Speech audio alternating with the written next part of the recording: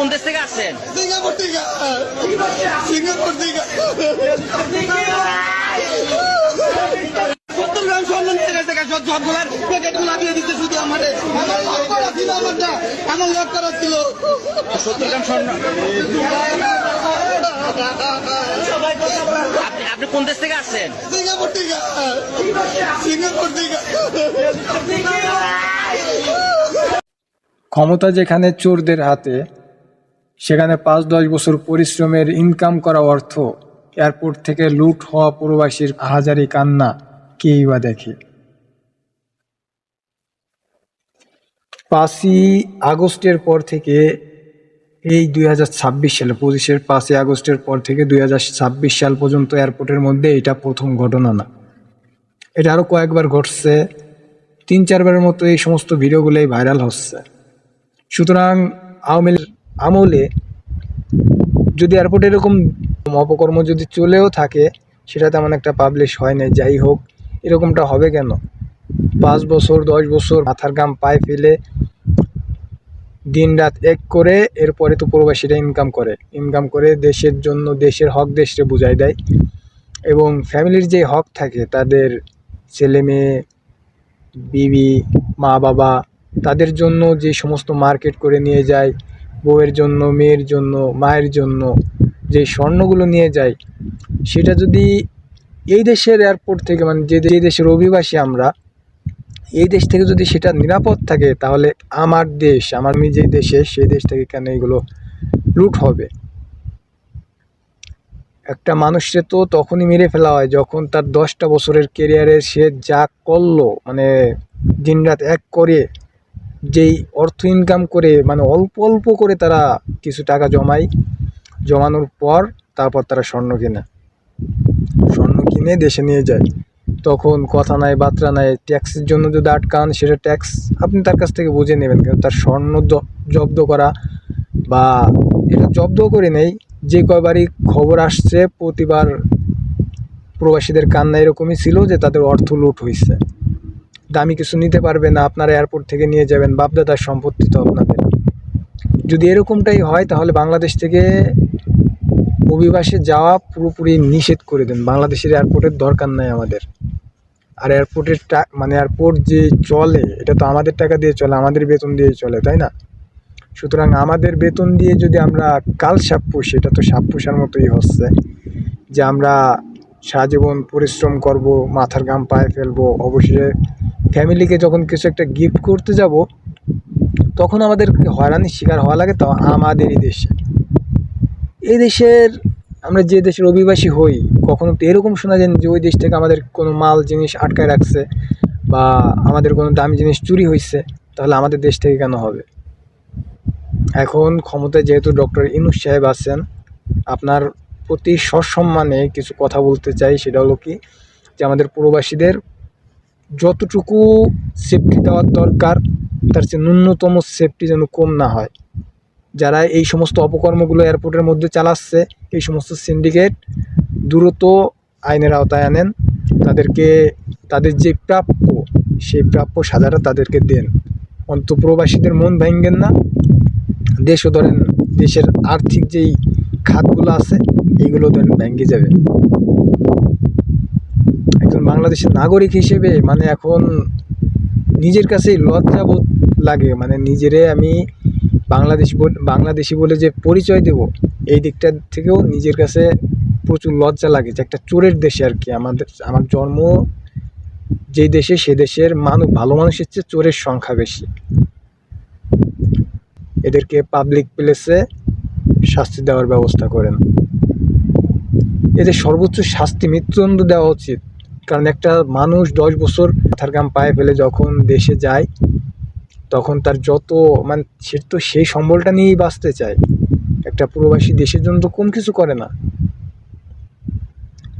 তারপর সে যখন দেশে যায়, মানে সামান্য 10 বছর পার করার পর, একটা মানুষ যখন 20 বছরে বিদেশ আসে, 10-20 বছর এরপর এই দেশে পার করলো, 20 বছর পর আর তার পরিশ্রম করার বয়স থাকে না। সে যা ইনকাম করছে এই 20 বছরে, গত 20 বছরে যা ইনকাম করছে, সেটা নিয়ে সে আগামী 20 থেকে 30 বছরই তো বাঁচবে হাইয়েস্ট, যদি আর কি মাথা পিছু হায়াতের কথা ধরা হয়, হাত মত বলে আসে না, তারপরও যে তার যে আগামী দিনে যে সম্বলটা সেইটুকুও যদি এয়ারপোর্ট থেকে নিরাপত্তা না দিতে পারে, এয়ারপোর্ট থেকে যদি চুরি হয়ে যায়, তাহলে তার প্রবাসী আসার মানে তো আমি অন্তত বুঝি না। আমাদের প্রবাসীদের মনে এইভাবে কষ্ট দেন না,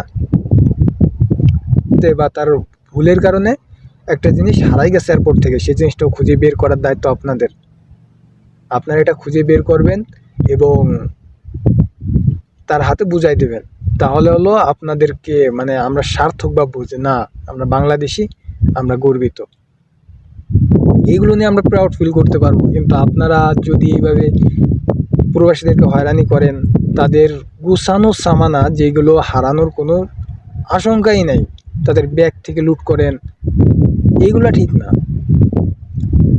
এই সমস্ত ক্ষুধার্ত লোকদেরকে এয়ারপোর্ট থেকে দ্রুত বহিষ্কার করেন এবং তাদেরকে আইনের আওতায় আনেন। এটা যথাযথ শাস্তি যেটা হয় সেটা আপনারা দেন।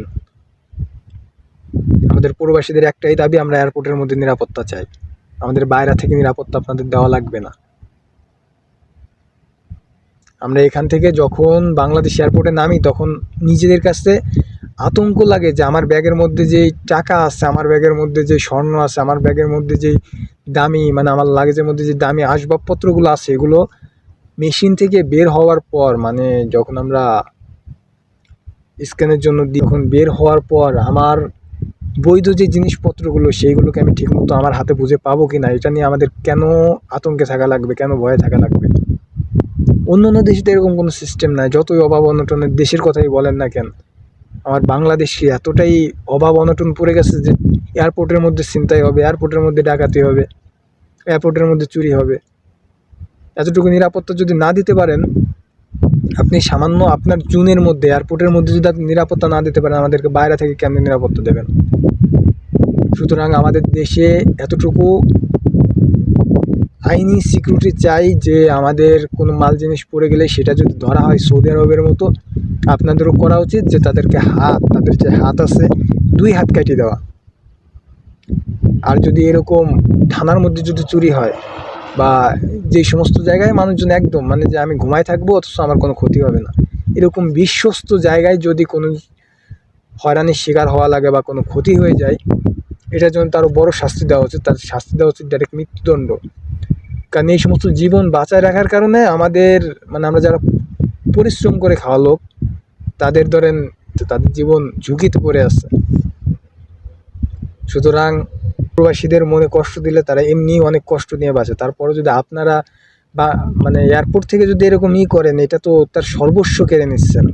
এর যে তো গুলিস্তানের যে টুকাইগুলো আছে, গুলিস্তানের যে চোর বাটপারগুলো আছে, ওদের চেয়ে তো আপনারা নিকৃষ্ট হয়ে গেলেন। গুলিস্তান গেলে মানুষ সতর্ক হয় কিসের জন্য, যে এখান থেকে চুরি ছিনতাইগুলো হতে পারে। কিন্তু এয়ারপোর্ট থেকে কেন হবে? ওখানে তো সব সময় নিরাপত্তা বাহিনীগুলো থাকে,